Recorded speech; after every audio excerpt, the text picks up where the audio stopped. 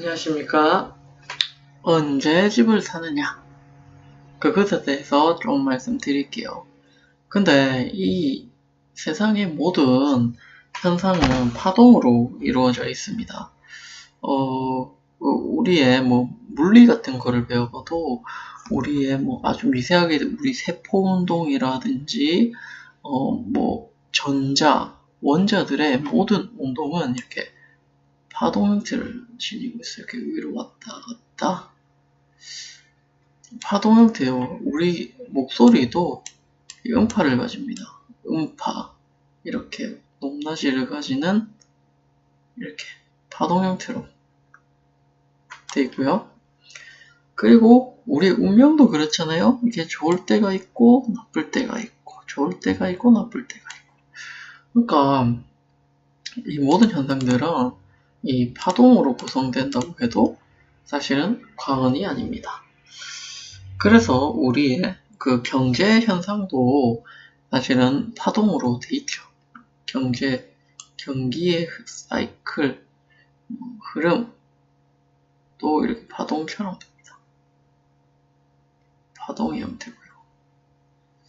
그리고 경기뿐만 아니라, 자, 여기 한번 써볼까요? 해가지고,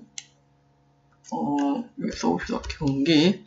잠깐만요, 이 텍스트. 쓰면 되나, 그냥? 경기. 텍스트. 가지고, 아이씨, 어떻게 하는지 모르겠네. 경기, 안 되네. 자, 그냥 브러쉬를 그릴게요. 경기도 그렇고, 경기. 그 다음에 가격도 이렇게 파동 형태를 가집니다. 자, 경기부터 볼게요. 이라고 시작되겠죠? 원래 이렇게 경기가 참 안 좋았을 때, 우리 때 보면 약간 노무현 대통령 시절에 경기가 상당히 안 좋았습니다. 그 사이클상 그런 거예요. 그 정권이 잘못해서 그렇다는 게 아니라. 그래서 이명박 박근혜 그 시절 때 아주 돈을 막 찍어내면서, 돈 빌려서 집 사라 해가지고 경기가 이렇게 좋아졌습니다. 경기가 좋아졌죠. 실질적으로, 수치적으로 보면. 경기가 좋아지니까, 이렇게 아파트 가격도, 집의 가격도 이렇게 따라서 같이 올랐죠. 제가 전 강의 때 설명해 준 것처럼 대출을 많이 해주면 이렇게 돈이 시장에 많이 돌아서 아파트 가격도 오르고 아파트 가격이 오르고 모든 자산의 가격이 오르니까 경기가 좋아지더라. 그렇게 얘기했었죠.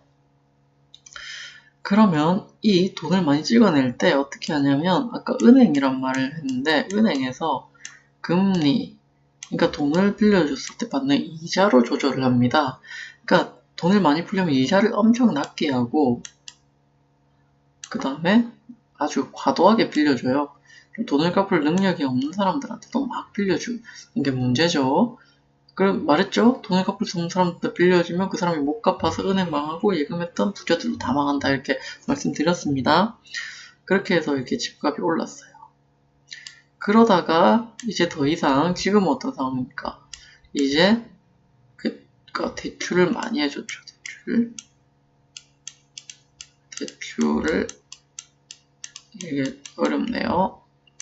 대출을 많이 해줬는데 지금은 어떻습니까? 대출을 안 해주죠.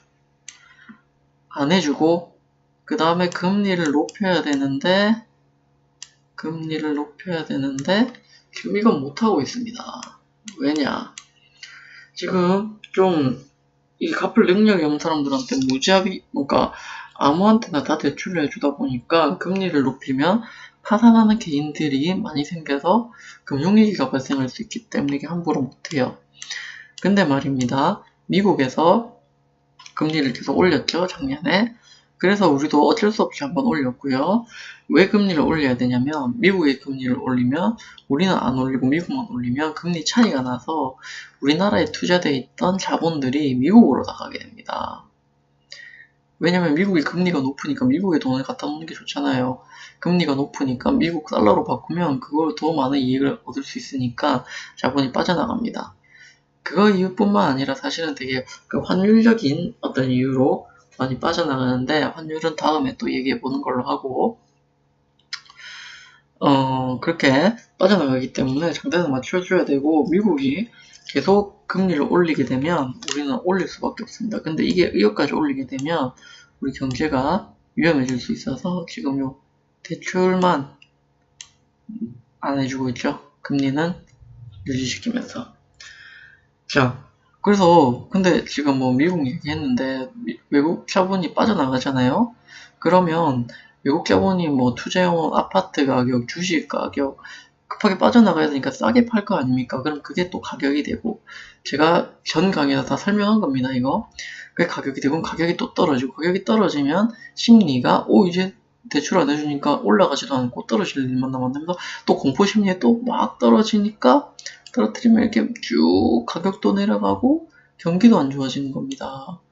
보세요. 가격이 다 떨어져요. 내가 가지고 있는 아파트 주식 가격이 떨어지면 사람들이 경기가 좋다고 느끼겠습니까? 그리고 내 자산의 가격이 떨어지는데 소비를 많이 하겠습니까? 돈 안 쓰겠죠. 그러면 뭡니까? 기업들 물건 못 팔겠죠. 그럼 기업 어려워지겠죠. 기업 어려우면 사람들 해고하겠죠. 해고하면 실업자 생겨서 그 사람들이 돈을 씁니까? 또 못 쓰죠. 악화되죠. 상황이 악화되죠.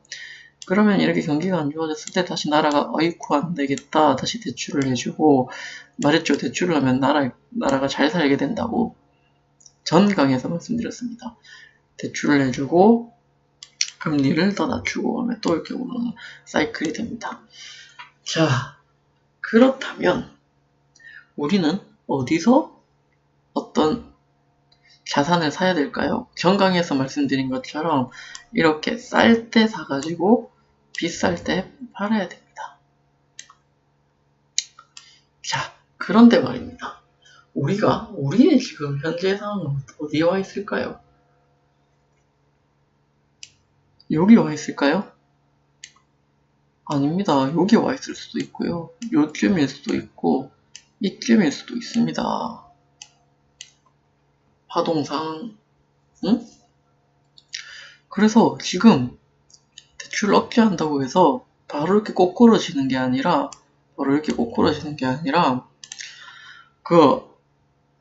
또 조금 이렇게 시간이 지나면 더 오를 수가 있어요. 또 대출이 아니라 다른 부분에서 또 생긴 새로운 자금력을 가지고 다시 올라갈 수 있어요. 뭐 요새 또 다시 부동산이 오른다는 사람들이 있는데, 그 사람들은 뭐 토지 보상금이 몇 조가 불려가지고 그 돈이 부동산에 또 몰려서 또 가격이 올라갈 것이다. 그런 얘기들을 또 하죠. 그래서 지금 여기인지 몰라요. 그래서 그러면 우리는 지금 집을 사야 되나? 저는 안 사는 게 맞다고 생각합니다. 왜냐면 이게 샀을 때 요즘에서 이게 오를 수도 있어요. 오를 수도 있는데 이렇게 떨어질 수도 있잖아요. 그러니까 이게 여기가 아니라 여기였으면 이렇게 떨어지면 끝도 없습니다. 지금 집값 비싸서 살려면 대출 내서 사야 되잖아요. 맞잖아요? 근데 이렇게 떨어지면 파산합니다. 은행에 빚 못 갚습니다. 그렇지 않습니까?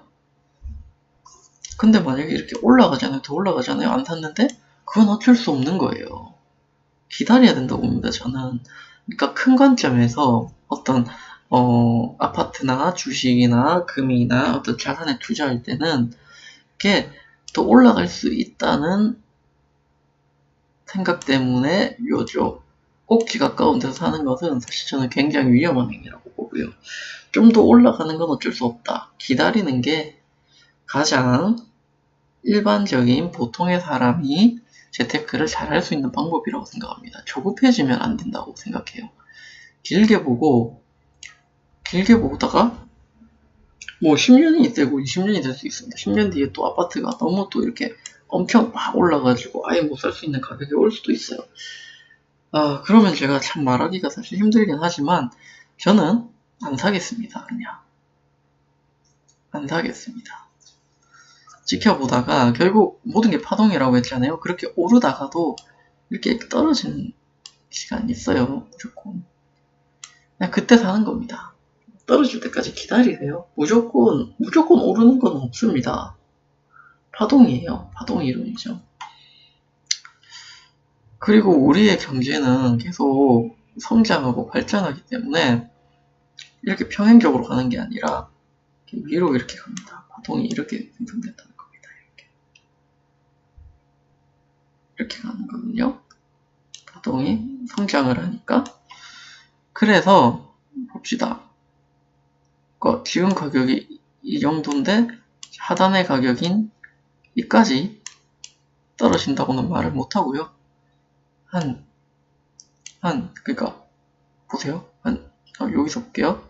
이렇게 올라가다가 그러니까 이까지 떨어진다고 말 못하고 이 정도 떨어지고 이렇게 다시 올라가서 파동으로 이렇게 갈 수 있어요. 이렇게 위로 상승할 수 있어요. 그렇기 때문에 이 정도에서 잡는 거가 좋은데 이게 또 어느 시점인지 모르잖아요. 그러면 안전하게 이렇게 만약에 떨어지면 경기가 안 좋다고 막 이렇게 그것들을 다 체감하고 아까 제가 말한 그런 상황들이 발생할 거잖아요. 그러면 또 나라에서 아이고 금리를 내리고 대출을 더 해주겠습니다. 아파트 규제 다 풀겠습니다. 그 시점이에요. 그렇게 말해도 더 내려갈 수 있어요. 그런 상황이 와도 더 내려갈 수 있는데 그렇기 때문에 그런 상황이 오고 조금 다시 올라가는 것을 확인하는 이 정도 시점에서 항상 자산을 매입하면 좋을 것 같습니다. 저는 이때까지 재테크를 하면서 이때 더 올라가겠지 하는 마음에 샀을 때는 대부분의 투자에서 실패했고요. 기다렸다가 바닥을 보고 다시 올라가는 이 시점에 투자했을 때 그래도 나름 성공을 했던 것 같습니다. 자, 그래서 우리는 이렇게 자산이 가격이 많이 떨어지고 그러니까 경기가 아까 말했던 것처럼 안 좋은 것으로 판단이 돼서 국가에서 대출을 많이 해주기 시작하고 그 다음에 뭐 금리를 또 낮추기 시작하고 이런 상황이 됐을 때 그래서 가격이 많이 떨어지는 그런 상황이 됐을 때 자산을 매입하면 되겠습니다. 자, 그러면 이상으로 언제 집을 사야 되느냐 그 강의를 마치도록 하고요. 제가 다음번에 또 좋은 강의로 찾아뵙겠습니다. 감사합니다.